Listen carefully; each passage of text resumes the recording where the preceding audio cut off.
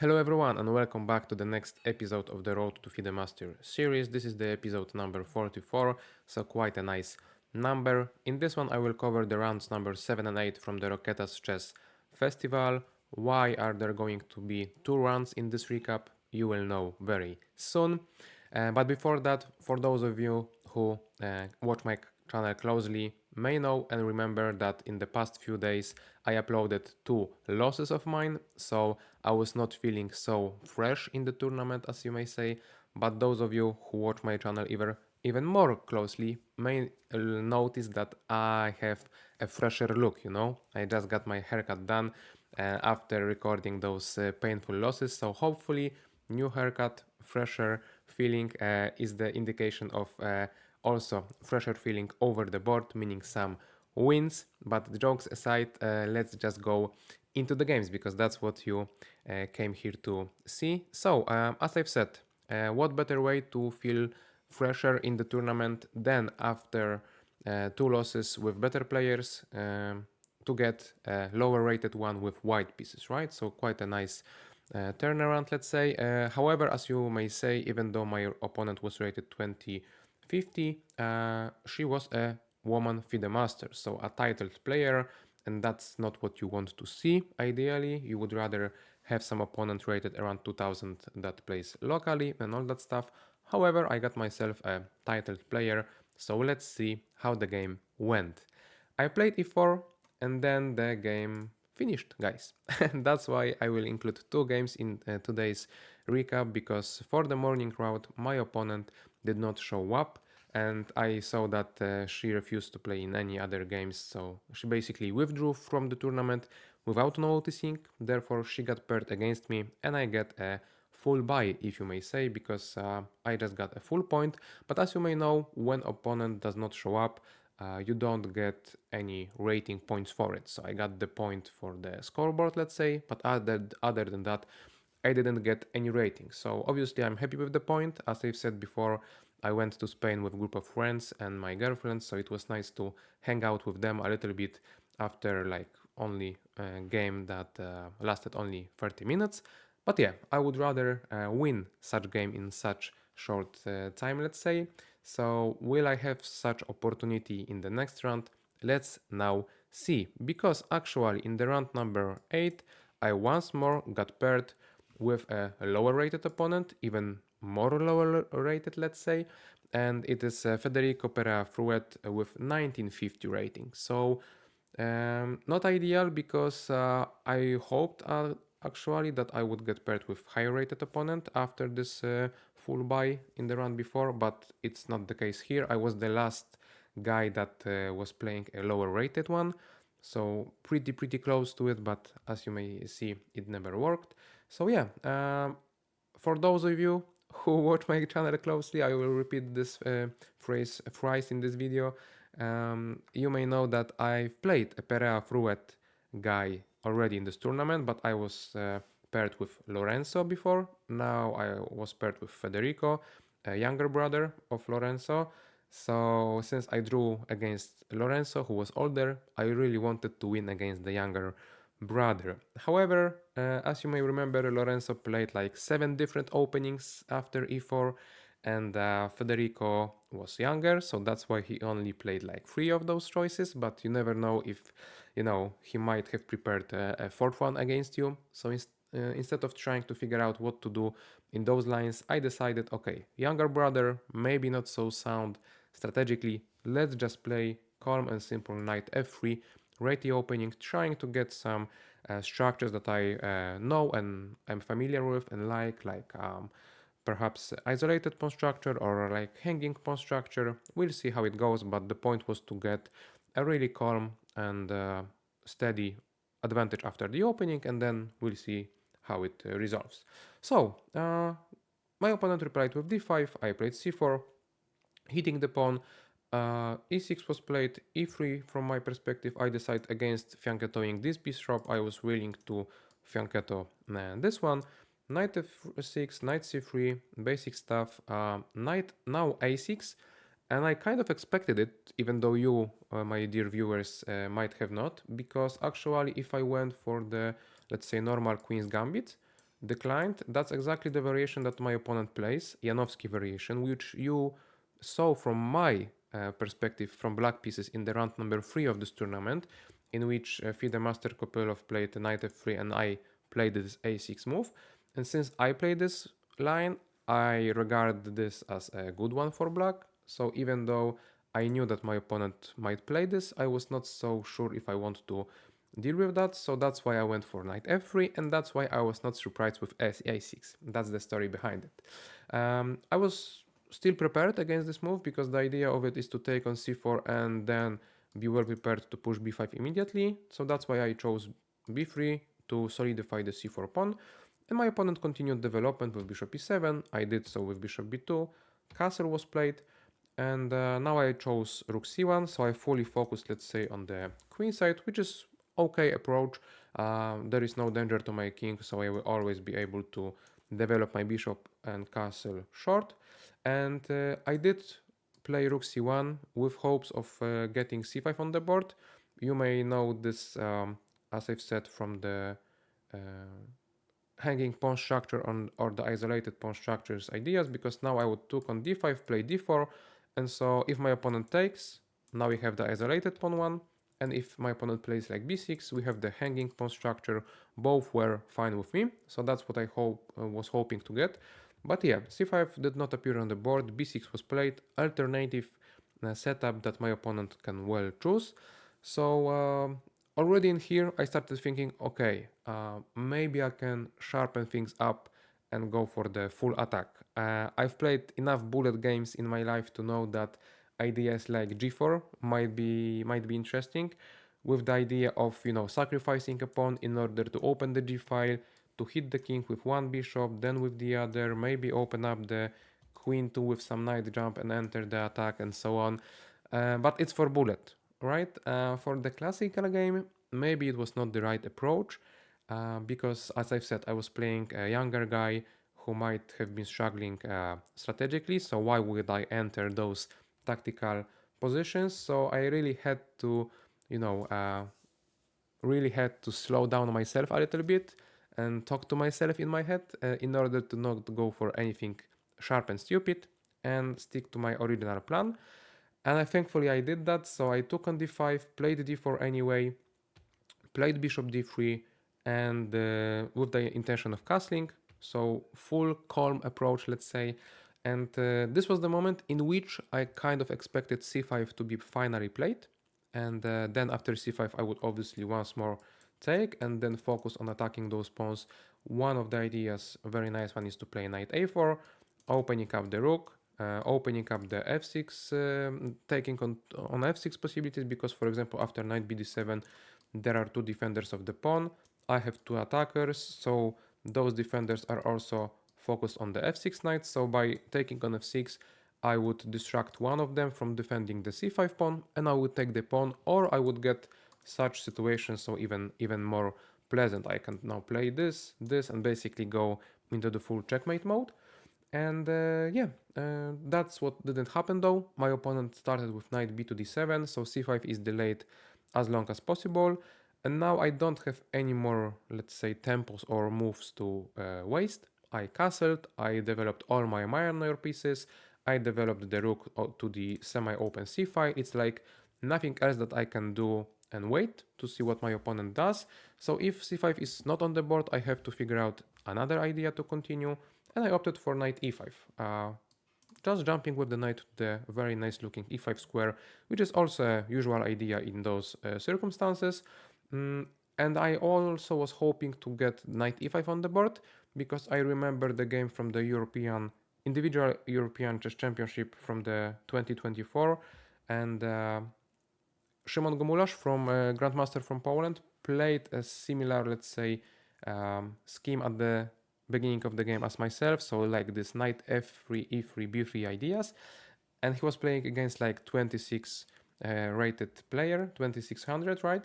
And by achieving that position, he was basically able to play like that, leave the rook, and win the game in like 20 something moves.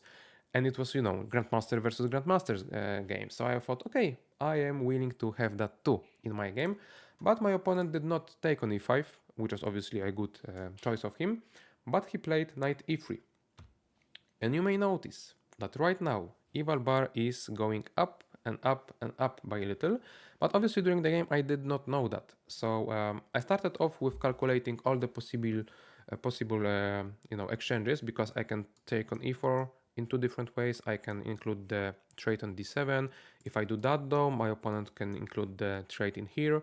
So at the beginning of the game I mentioned that I wanted to get the strategical battle with my opponent, and it also includes oftentimes the idea of keeping as many pieces on the board as possible. So I don't really want to trade that much. So I then went for calculating maybe ideas like this or like this. So either making some pressure to the knight and the pawn, perhaps making opponent go away from the knight c3 idea, or going to solidify the e5 knight and then going from there. However, both those ideas were like missing something, like some spark, and I was trying to figure out what to do, and I spotted that, I am hitting here twice, I'm hitting there, so plenty of pressure on the light squares. So maybe I can even start to think about some queen h5 ideas, right? Because I'm hitting the pawn, I'm kind of targeting the h7 too, but then after queen h5, simple like g6 would have happened, and I don't have any good square with my queen to retreat to. Maybe queen g4 would be the one, trying to make my opponent play f5, but is f5 really that big of a problem later on? Maybe not. So, and also like knight f6 is possible, this or that one. So all in all, I felt like queen h5 would not be working in the best way possible. So in that case, usually what's important to do is try to change the move order, if you may say, because sometimes it works. Because if the idea is right, just change the moves, right? And then I thought, okay, if f7 is my main target, my main target, can I take there immediately? Because it forces things a little bit, right? Because when I take there, I mean, I hit the queen, and if that's the case, king has to kind of accept. Then I have like queen g5 ideas, right? But then I felt, okay, king g8, and as of now, queen is my only attacker. So I can take on d5, right? Like I took there, I will be willing to take there. So all those white squares are in play, let's say. But as of now, a move like knight d to f6 would be very bad to my attack, because knight attack my queens, cover the h7 square, cover the e4 knight, attacks my knights. So as you can tell, this octopus knight on f6 is putting all my dreams for the attack to sleep, let's say, and I cannot do anything else, to be honest. And I'm just a piece down for two central pawns, so there is some counterplay, let's say, but not enough. And yeah, so let's go back. Is there anything else that I can do here? So looking from this perspective, I noticed that thanks to this odd piece placement, and by odd I mean this knight on d7, which is not yet on f6, it kind of doesn't do much in terms of the defense of the king, and it blocks the queen too. So there is no d-file coverage, let's say.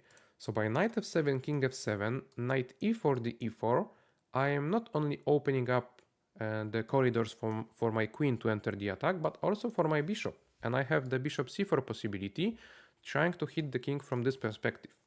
So it includes further calculations, but I felt like I am on the right path. So knight f7, king f7, knight e4, d4, bishop c4. Where can the king go? Well, the natural way is always down, so back to the, let's say, camp. And after king f8 though, I had queen h5, and there is no way to cover f7 square and checkmate. That's how badly black pieces are placed. And if that's the case, the only way for the king to go is to go up. And if the king goes up, I mean, that's perfect for me, right?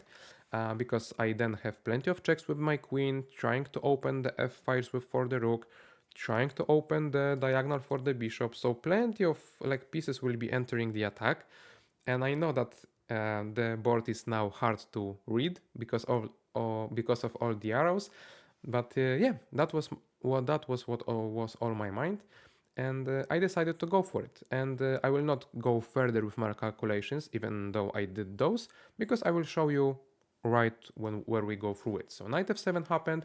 One more important calculation note to say, let's say, is that knight c3 was a possibility, because after I will, retreat, then retake the knight, my knight is lost. And after I will take the queen, my queen is lost. I take the bishop, he takes my bishop. So not ideal, I am still a knight down.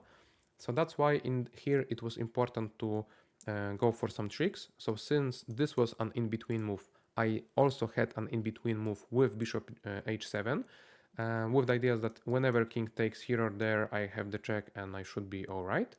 But I'm really not alright. After king f7 and the check and king f8, I am not yet giving any checkmate, and I am still 2 pieces down, and knight f6 is coming. So that's not great variation. So after bishop g6, trying to go for the checkmate like this, knight f6, simply queen h8, knight g8, and I can take the knight, sure. So maybe in here, one more in between move, then this one, and yeah, it's a problem for me, because there is no checkmate, and if that's the case, I have to take the knight, but if I drop back the queen, there is no attack. So all in all, not a great variation. Therefore, after knight c3, this doesn't work, this doesn't work, this doesn't work, but this one do. And I'm very happy that I found that move. The idea is that only now I'm threatening with taking here or there, and still queen is under the attack. And after knight f6, I can now take the h7 pawn, with the difference that knight is protected by the queen. So if my bishop is taken, I take the queen, mine is safe. If my bishop is not taken, king f8 is the only possibility. And as of now, I had either opportunity to take here and allow my opponent to take there, because I'm hitting there and there and there and there, and I have the opportunity to give a check and give the fork and all that stuff. So I would perhaps calculate further if such variation occurred on the board, but I also saw that I have some potential in continuing the attack after queen g6, because then queen is attacked, I will be willing to jump away with the knight and once more deliver the checkmate to f7, and there was no defense. So if that's the case and queen h5 is indeed working, knight c3 is then not working, so I can only and solely focus on king f7. And one more thing to add, guys, is that after knight e4, with the same idea of, d4, knight f7, it's not working because now there is knight e5. So opponent would play an in-between move, exchanging this e5 powerful knight.